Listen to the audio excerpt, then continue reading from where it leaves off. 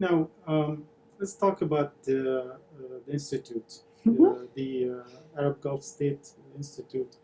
How did you get involved in it? And then later you can tell us what does it do and how does it help also bridge the gap.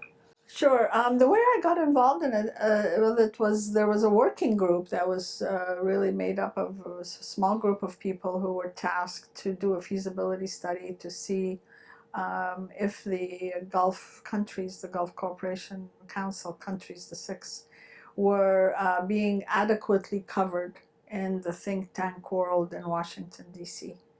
And the feasibility study showed that although other think tanks held programs that were focused on the Gulf region, they did not do so in depth. They were usually connected to energy issues, counterterrorism, economic issues occasionally. So there was a consensus that to provide a better in-depth political, social, economic understanding of the Gulf countries, given that they were rising in importance in the region, that really you needed a center or an institute that was focused more on the Gulf region and all the challenges they face as a region, but also individually. So hence the idea of starting up a new think tank, which at the time was quite a challenge because, as you know, think tanks in Washington tend to have been here for quite a while, and new ones take a long time to get up and running and to establish a reputation and to establish a credibility. So that's how I got involved in the beginning. So, in terms of research that the institute does, can you tell us a little bit more about that? In terms, does it do political, economical, or social research, or do you focus on one thing only? Actually, our mission is to do all of those because we're focusing on a small part of the Middle East. So we have the luxury to do deep dives into all those issues. So whether we're looking at the region or a country specifically, we try to do papers and programs, not only publication, or not only research publications, but also programs that look at the political, the security, national security issues, look at economics and trade issues. We also do quite a bit on social issues, including arts and culture, because we believe the young people in the region, first of all, they're the majority. When you look at all the populations, any of these countries, they're over 50, 60% youth. So we're looking at what they're doing in the arts and the cultural world as innovators, as entrepreneurs. There's so much going on. It's a very vibrant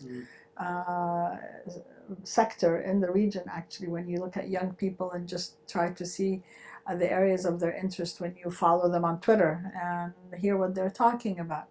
So we're doing a lot on the social, but also all the other areas because they're very important. In addition to that, we can't look at these countries in isolation. So we're looking at the regional issues that impact them. So for example, Syria, it's going to have a huge impact. It currently has a huge impact on the region. We look at Iraq, we look at the tensions with Iran, we look at the conflict in Yemen. So we're not at all restricted to the countries of the GCC, but we're also looking at all the broader policies that impact them.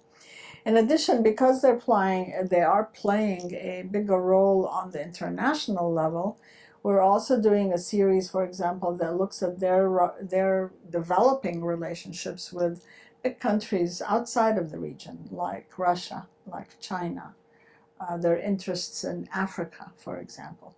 So we were really trying to provide a very broad view of the countries, the region, and the issues that impact them. Now, who benefits from these studies and research? Do you share it on both sides of the aisle, or is it just for the U.S. Government or market? Well, our primary audience is here in Washington, so that's the policy community, the administration, both the executive, the legislative branch, obviously the cabinet institutions, and also the media, think tank, and academic community. So our primary audience is Washington-based. But we really do both sides, if you will. So we often, when we do a publication on a particular issue that has some policy implications, for example, we will do recommendations for the US side and for the Gulf side. We do have an Arabic website, so we want to reach out to people in the region. Our publications go everywhere because they're on the website. So we find that when we look at our analytics, Google Analytics, we find that our readers are everywhere. Here in the UK, in Saudi Arabia, in the United Arab Emirates, in Egypt, in Jordan. So we're being read very widely in the region, but our largest percentage of readership is probably here in the US. But our programs obviously are more focused on our Washington audience, but now with media, with technology, it's great because we stream everything. And we've heard comments from people in the region who watched the program in a panel discussion and sent us a reaction or sent us some feedback. So I think we're getting a wide distribution of both our programs and our publications in the US and in the region. You mentioned the young Arab Americans earlier, Mm-hmm. diplomacy. Mm-hmm. What kind of message would you like to give young Arab Americans in this area who might consider foreign service or diplomacy for their future career? I would really encourage them to look at public service and look, specifically at the diplomatic service, because we have many more Arab Americans now in diplomatic service and in the foreign service, whether they're, state USAID or the foreign commercial service. So I'm seeing more Arab Americans, but I think we need more. Because the region is very important for U.S. National interests, and therefore I think an Arab American can contribute a lot by serving in the region, but also in other parts of the world, because I don't think Arab Americans should think of themselves as only eligible or should only be focused on the Middle East, because I think it's very important when you're in Europe or Latin America to make the point that as an Arab American, you're part of the face of America. And I think the Foreign Service really reflects America. So if we don't have Arab Americans serving in Europe and Latin America and the Far East, then we're not showing the full spectrum of ethnic diversity in the United States. So I think obviously, some of them are more interested in serving in the Middle East.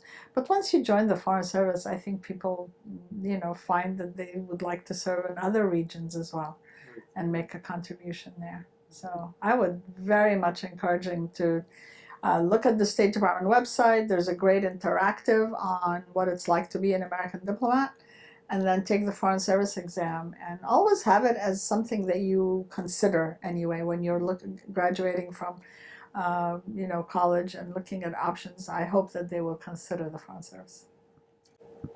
Well, Ambassador Wahba, thank you very much for your time. You're welcome. I really appreciate you taking the time and disseminating the information about your career, your organization, and especially the last message for young Arab Americans and diplomacy. Thank you very much. Well, thank you, and thank you for coming to speak to me today. It's a pleasure. Thank you. Thank you.